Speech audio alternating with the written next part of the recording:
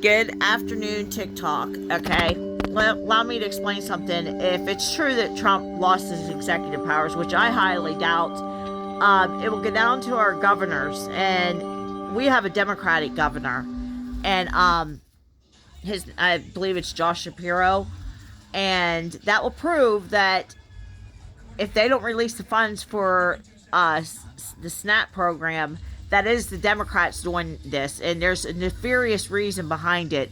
At least the Republicans' flaws have come to the surface, and we're able to deal with that.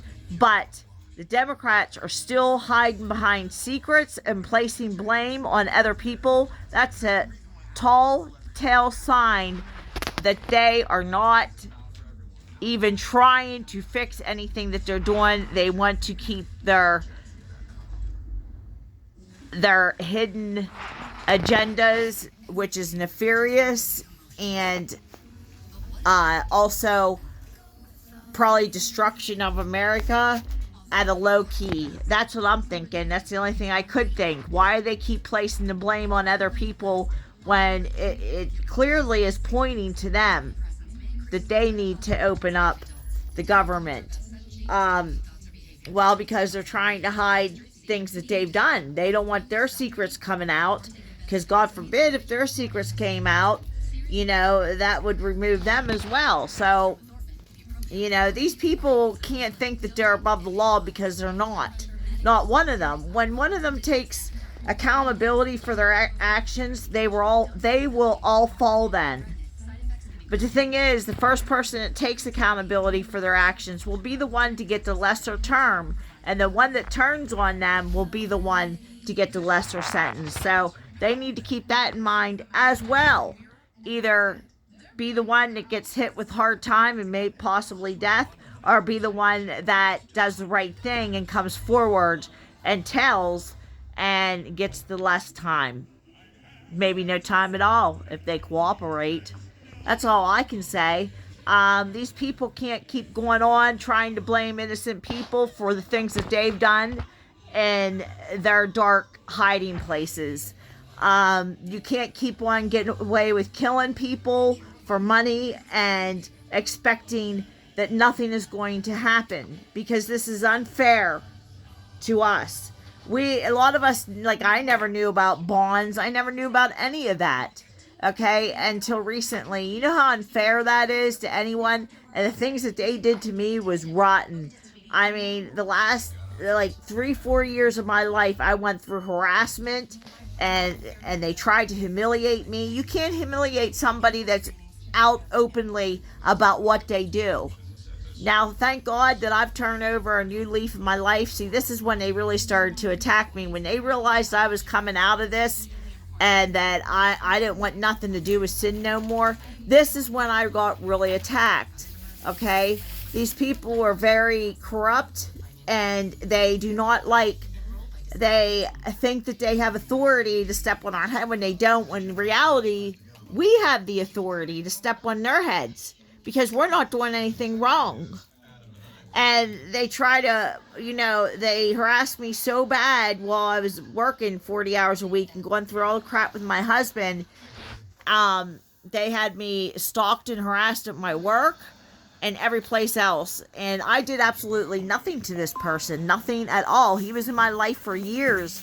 I didn't know why he was in my life for years. And he was somebody that went undercover, and he acted like, I really thought that was his real name, and I knew it wasn't his real name. Do you guys understand me? You get me? Well, I asked him about, is he a fiduciary? He said yes. So the only thing I'm assuming is he took over my dad's money, my dad's trust, when my dad passed away. So this is what I'm assuming. And why did he give me money for all those years? Because I never slept with him. Okay, so that's a big, tall red sign right there.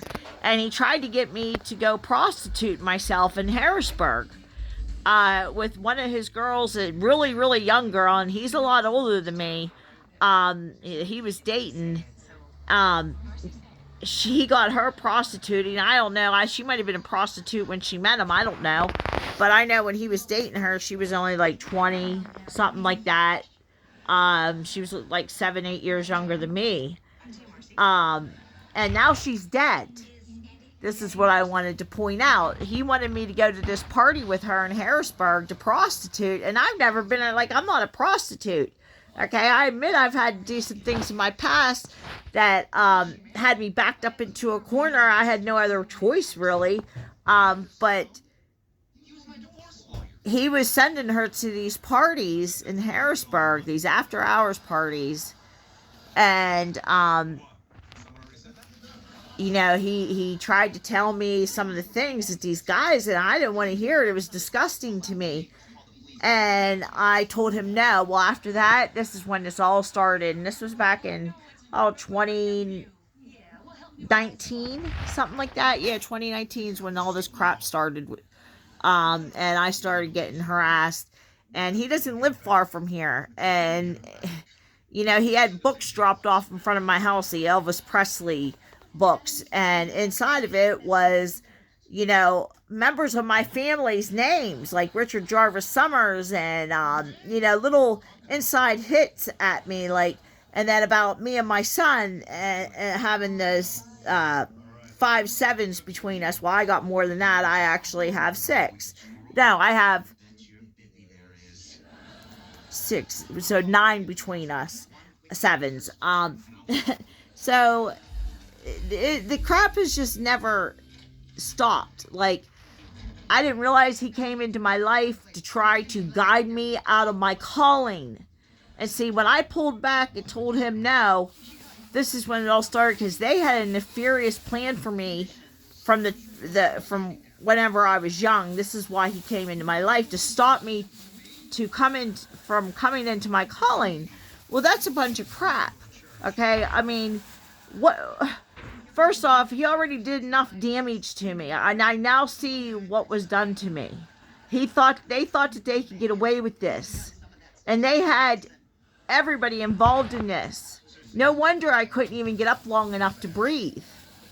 Okay, he had the courthouse in with him on this. He had the sheriff's, well, because in that book, if you get the Elvis Presley book from 1992, you see that he's sitting there posing as a sheriff.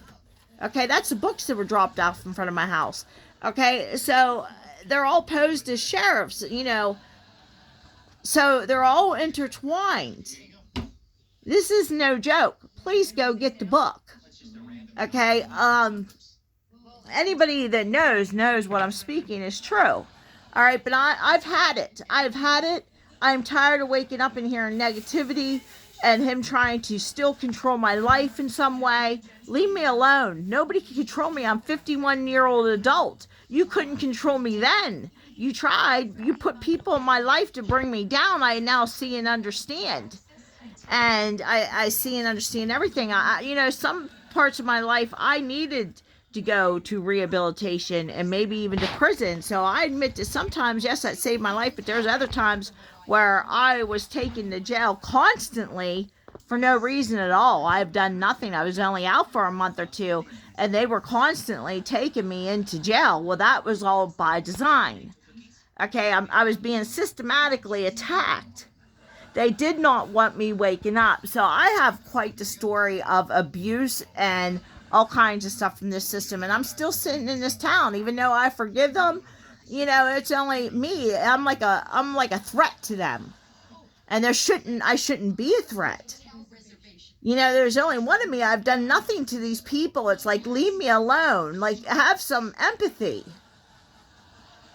Everybody have a great day.